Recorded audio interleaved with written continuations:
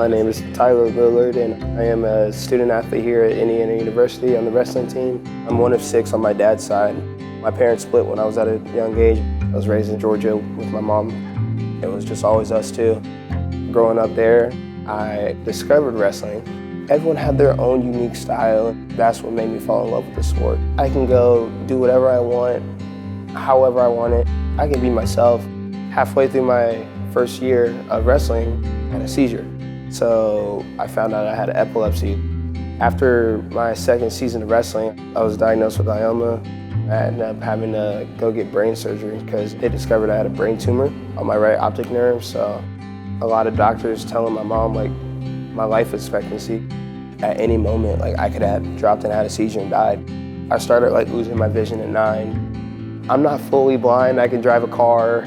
There are things I can still do.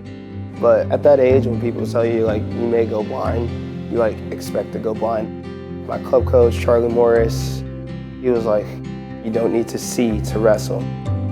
We would go back to the gym and he'd take these long socks, tie them around our eyes, and he shut off the lights. And it was like, as soon as you guys make contact, you guys are gonna wrestle. And lo and behold, I got good at learning how to not be able to see and still wrestle. Coach Charlie's been my role model. He's taught to me about how to be a man, good, bad, ugly. He's always been there. I did move to Ohio for high school. More challenges just came freshman year. I had gotten racially harassed. I was called N-word. I had been getting these cyber threats and people telling me a lot of derogatory things. I faced a lot of identity challenges. I had a lot of dark thoughts. Aurora Wrestling was a blessing in that time. Josh Decatur, Johnny Papish, Mike Ryba, Coach Meyer, they became family. That helped me just get away from my situation. When it came down to looking for a college, epilepsy always posed a challenge. They hung up on me when I told them, because you can't have epilepsy. Coach Angel, he wanted the team to understand it. So if I had a seizure, it would just make sure that I'm okay. That's how I ended up in Indiana. I kept in touch with my brother, Jeffrey. He tried to keep us together. He called me every day. We supported each other no matter what. We became each other's heroes. It was September 21st. I get a text just out of the blue from my dad. The text says, hey, I just wanted to let you know that JJ is in the hospital. He was in a really bad accident on his bike. The car hit him. We headed up to the hospital. I seen him. He had a shattered femur. His right hand was wrapped up. I seen him with a tube in his mouth, and it was different. I've never seen my brother like that. I had this horrible feeling in my stomach. Something didn't feel right. Sunday, September 29th, I get a call from my dad, and he says, Jeffrey, he's dying right now.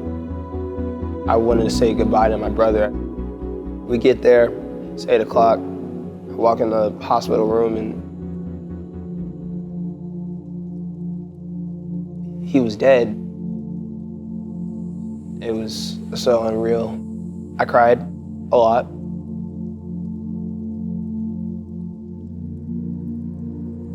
I couldn't believe it. My brother was so young. He was only 24, and I even have some times where I have some regrets where it's I wish I could have did something to convince him to come down and live with us, because he was living alone, and I wish someone was there with him. I wish I got another time to talk to him. I wish I got to tell him all the cool things about the world.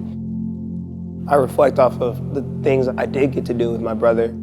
Growing up, he was always judged, and people kind of made assumptions about him because he was on the spectrum. I wish people listened to him more. I want people to know he loved everybody. That's just who he was, and he was so full of love and energy. He was always so genuinely happy, and he never stopped smiling. Even if he was having a bad day, he got up and he said, so what? His dedication is unmatched. Anything that he put his mind to, he would have done it. And I'm so happy for the life that he got to live. We always talk about wrestle with a purpose, and for me, JJ is a big purpose to wrestle for. He's been so inspirational about life and how to go about it. I'm just more vocal about it because it hurts. It hurts me right now, but it's something that means a lot to me. And he never gave up on me. He always wanted me to shine my light, so that's what I gotta do. I felt like writing these things on my shoes was like keeping him close to me at all times. I wrote his birthday and his death date. I tried drawing out this Naruto thing because he was big into anime, so right here it says Dark Blue. That was his artist name. He was so big on his artwork and his poetry. He was getting into music. Keep across because he was also a big believer in God. I got black and white laces to show that it doesn't matter. Black, white, gray, blue, it doesn't matter where you came from. He loved you. When I wear these shoes, it just feels like he's close to me. My brother wouldn't want me to ever get too down on myself. I use that every day and I try to push myself to keep going forward. Life is too short. Live, laugh, and just love and have that community. You know who your family is at the end of the day. Thank you to all the people who've been part of my life, who've made this possible. Without them, I probably wouldn't be here today. It doesn't matter what happens. I'm gonna keep fighting no matter what comes my way. I never stop fighting until that final whistle blows. It ain't too much. He needs a takedown. He throws Harmon! Brock Harmon's on his back! Nice ankle pick and another takedown for Lillard. And there's the takedown for Lillard. Tyler Lillard, Midland's champion for the Hoosiers.